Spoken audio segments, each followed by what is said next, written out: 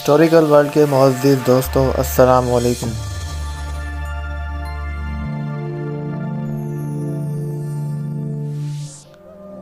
ناظرین، آج ہم بات کرنے والے ہیں قیامت کی ان نشانیوں کے بارے میں جو اس وقت مکمل پوری ہو چکی ہیں اور آہستہ آہستہ بڑی نشانیوں کی طرف بڑھ رہی ہیں۔ ان چھوٹی نشانیوں کے مکمل ہونے کے بعد بڑی نشانیوں کا ظہور ہوگا۔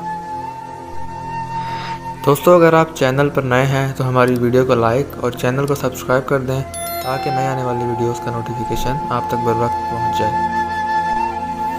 قیامت کی چھوٹی چھوٹی نشانیوں کے متعلق حضرت علی رضی اللہ تعالیٰ عنہ کا بیان ہے کہ حضور صلی اللہ علیہ وآلہ وسلم نے فرمایا، جب ملک کی حکومت ملک کی زمین کے محصول کو اپنی ذاتی دولت بنا لیں گے اور اسے احکام شریعہ کے مطابق خرچ نہ کریں گے اور لوگ زکوٰۃ تاوان کے طور پر ادا کریں گے، لوگ امانت کو مال غنیمت کی طرح اپنے اوپر حلال سمجھنے لگیں گے، شوہر اپنی بیوی کی ہر ناجائز بات ماننے لگیں گے اور والدین کی نافرمانی کریں گے۔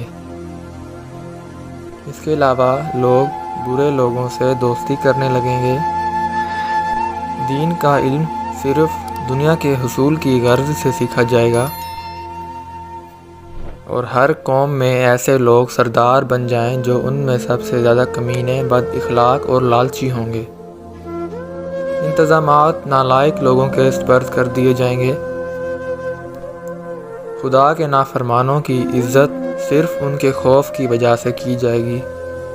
شراب پینا عام ہو جائے گا۔ ناچ گانے اور لہو لعب کے آلات عام ہو جائیں گے۔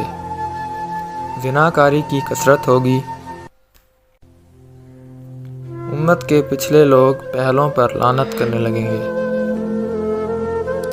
حضور صلی اللہ علیہ وآلہ وسلم نے فرمایا، اے علی، جب یہ سب کام شروع ہو جائیں تو اس وقت سرخ آندھی اور عذاب کی دوسری نشانیوں کا انتظار کرو۔ عذاب الہی جیسے زمین کا دھنسنا، آسمان سے پتھروں کی بارش، شکلوں کی تبدیلی۔ اس کے علاوہ اور نشانیاں اس طرح پے در پے ظاہر ہونے لگیں گی۔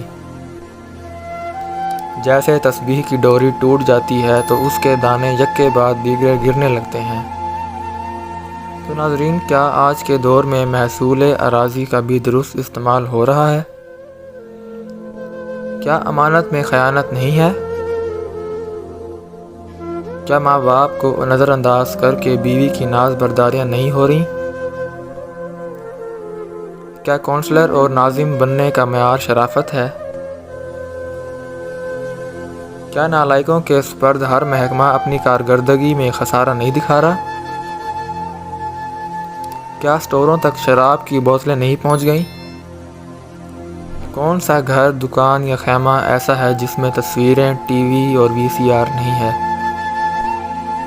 تو یہ سب نشانیاں آہستہ آہستہ پوری ہوتی نظر آ رہی ہیں، جن کے بعد بڑی نشانیوں کا ظہور ہوگا۔